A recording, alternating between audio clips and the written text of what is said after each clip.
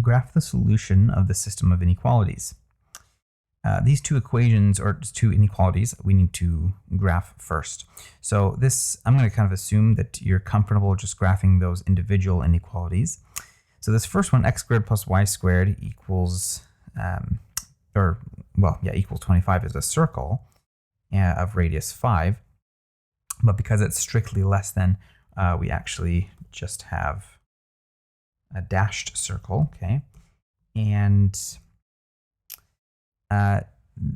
because x squared plus y squared is less than 25, we're looking at things inside the circle. And so we're going to shade inside the circle. And I'm going to go ahead and do that in blue. So, in red. So we're going to shade that in red inside the circle.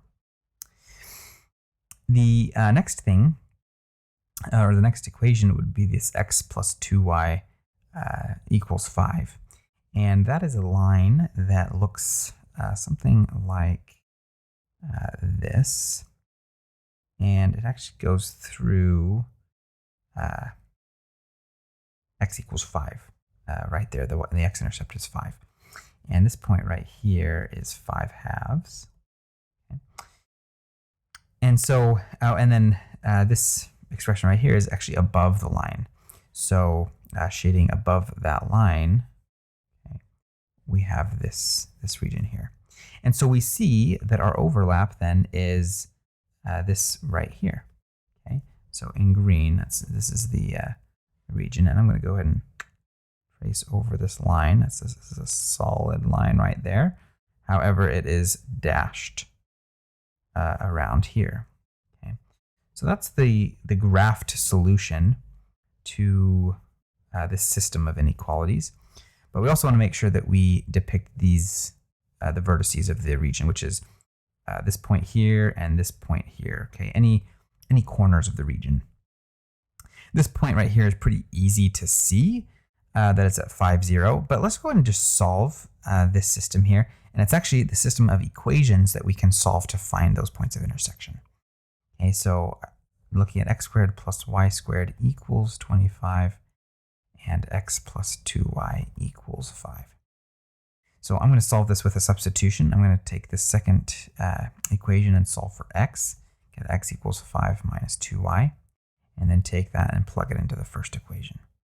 Okay, and so coming down here, that's 5 minus 2y squared plus y squared equals 25.